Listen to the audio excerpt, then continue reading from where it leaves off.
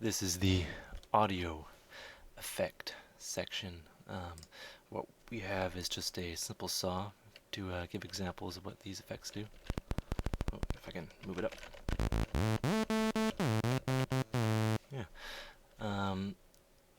Audio effect rack, that's when you consolidate all your audio. We'll get into that later.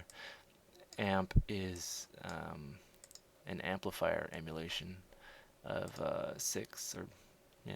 7 different amplifiers from throughout the ages. It adds some overtones. Also makes it louder. This is used in conjunction with the cabinet to simulate.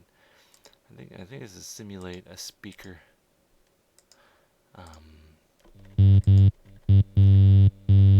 Yeah, I have no idea.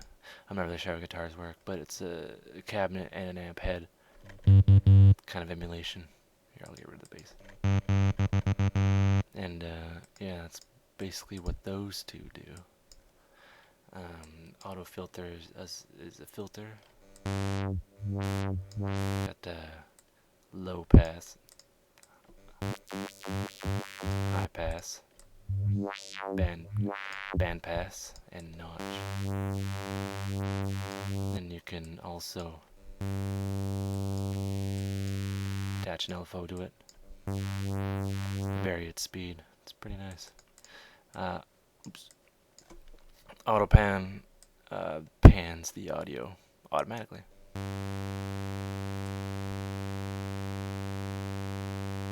It's good for pads and kind of evolving sounds.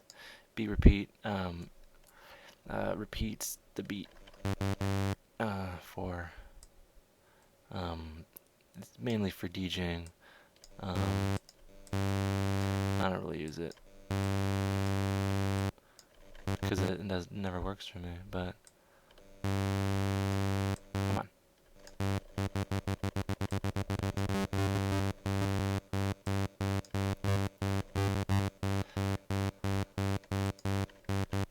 It's good for DJing, and Skrillex uses that a lot. Cabinet, we went over that. Chorus, it perceives the left and right, switches the pitch of the left and right signal, and it kind of phases it out, but in a harmonious way. All the synths of the 80s did that.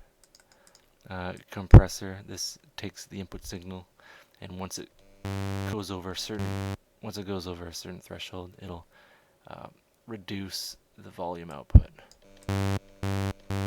See the gain reduction. You can select the attack to make it more punchy. This is for drums. This setting would be for drums. And it's generally to make things equally louder or equally softer, or clean up the dynamics. And I use it a lot. Corpus is a weird kind of plugin that I haven't been able to play with a whole lot, but it adds overtones of some sort. It's pretty weird. Dynamic tube emulates tube saturation and all that fun stuff.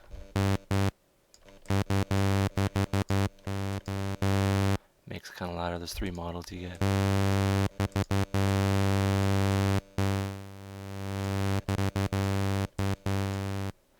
And yeah, that's good. EQ8 is an equalizer. It kind of like the one in your car stereo. It does the same thing, but this is more surgical and probably more high quality.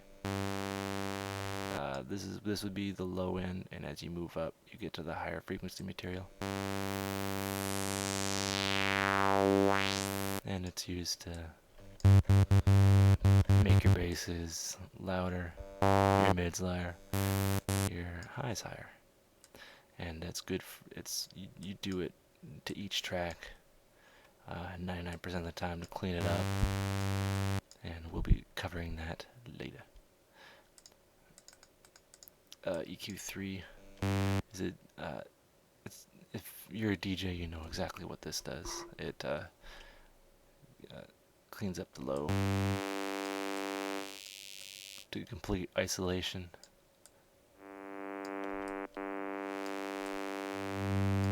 Yeah, and that's good for your DJ sets in Ableton Live. Erosion, it kind of,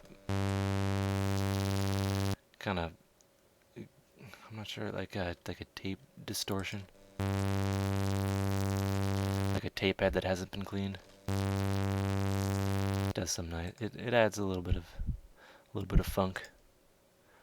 External audio effect. We won't be using that. Filter delay is it's more of a and more of an interesting delay. It takes the input signal and then repeats it again, depending on what your clock is doing, your BPM.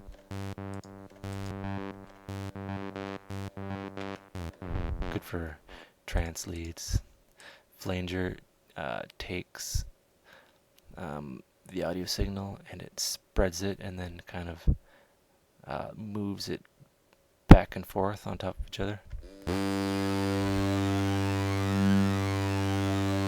Just think of it as if you played two identical records at the same time, matched them up perfectly, and then sped up slightly and slowed down one of them slightly. It might sound like that. It's pretty nice. Frequency shifter, it shifts the frequency. It's also a good ring modulator. It's good for making basses more bassy. At low end, I'll show you.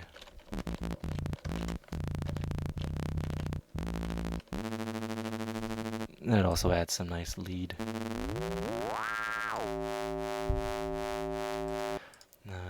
The gate doesn't play anything if it's not loud enough. Once it reaches that's good for vocals. If it cuts out the sound when they're breathing, but once they start singing and the volume reaches a threshold, it'll turn on again. So it's an automatic on-off switch.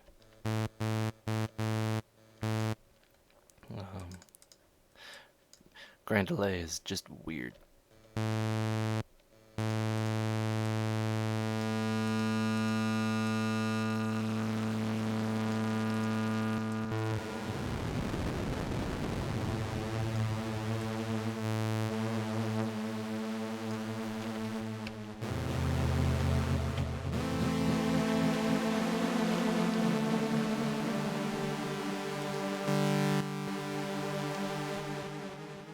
It's pretty cool. It's good for pads and all that. Limiter, it'll make sure nothing louder than 0, or whatever you set to. Whatever you set to it. Nothing will go over once. You won't get any clipping. And you can set the threshold. Or the ceiling. So anything over 24, it doesn't go through. And it also has look ahead, so there'll be no spikes. It's quite advanced. The looper is for live use. It kind of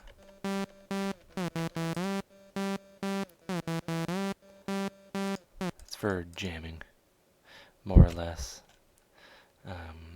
We don't have Max. Multiband Dynamics.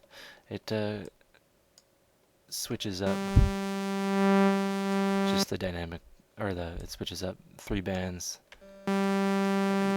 Changes the dynamics of it. So if you want to make the high higher, louder, or you want to compress the boost just the high end but leave the low end alone, you use this. It's pretty useful sometimes. Overdrive, it's like when they used to push a kick through a Mackie console, and they push it through clipping, so like above 0, and the Mackie console couldn't handle it, so it would get Foldback. Also, guitars have this, where the input signals, the amp can't handle the input signal, so it folds back, and it creates a nice kind of overtone. Phaser is it's basically using a notch filter and just moving back and forth.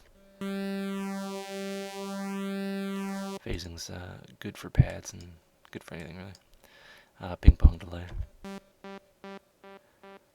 Takes a delay, delays it, or takes a signal, delays it, and then pans it left and right. And you can select which part you just want the highs.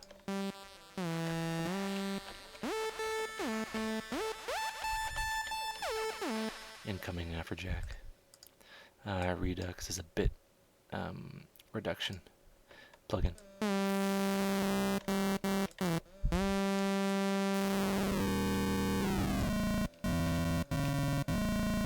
If you kind of want that retro kind of feel, like say if you rendered something out to like a really low bit rate, that's what it does. Resonators creates what's it called? Resonator, it creates oh, I just had it in my head. Formants, something.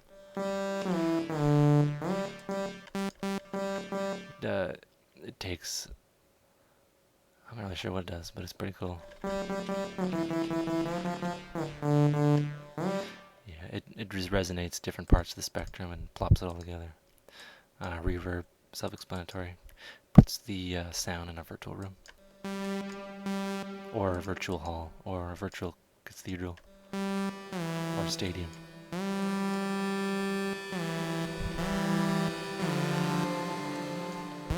And you can change the size of the room and make big sounds. Saturator takes it's the same thing with the Overdrive. It's the same general deal. It's what they used to do on rock records is they used, like, the kick wouldn't be able to poke through, so what they do is they clip the kick so it would poke through. They'd go well into the zero on the kick, and that's how they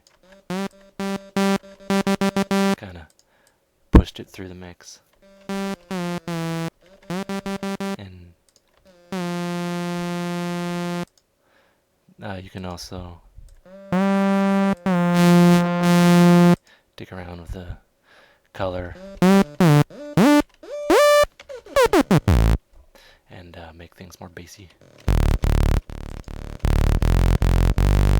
It's pretty fun. Simple delay is just a simple delay. Think of U2.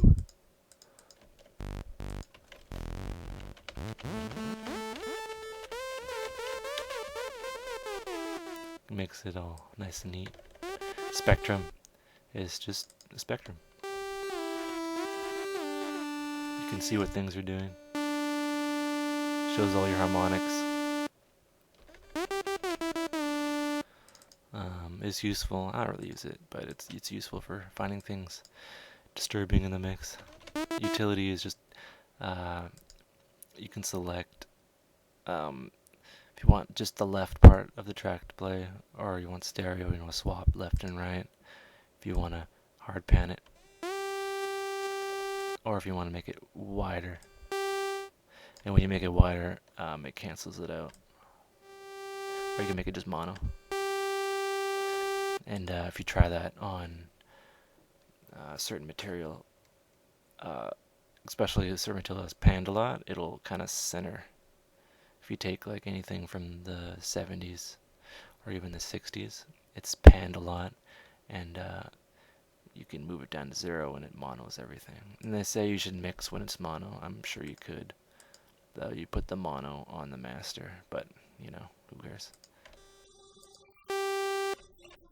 And that phases the left and right. It'll flip it upside down, the waveform, and does some neat little things. Violin Distortion, it kind of, for one, it adds crackle.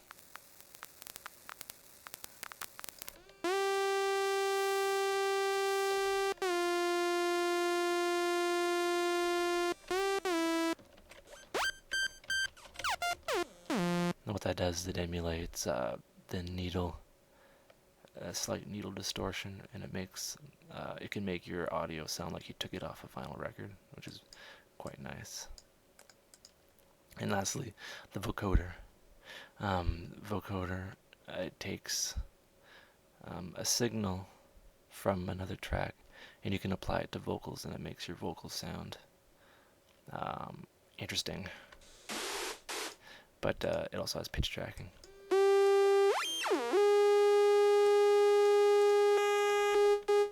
And you can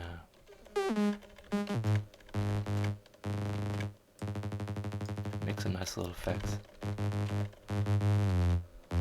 I don't really use the vocoder a lot, but it can do some neat things. I'm sure you can find a lot of examples online what it does to voices. And yeah, that's it for now.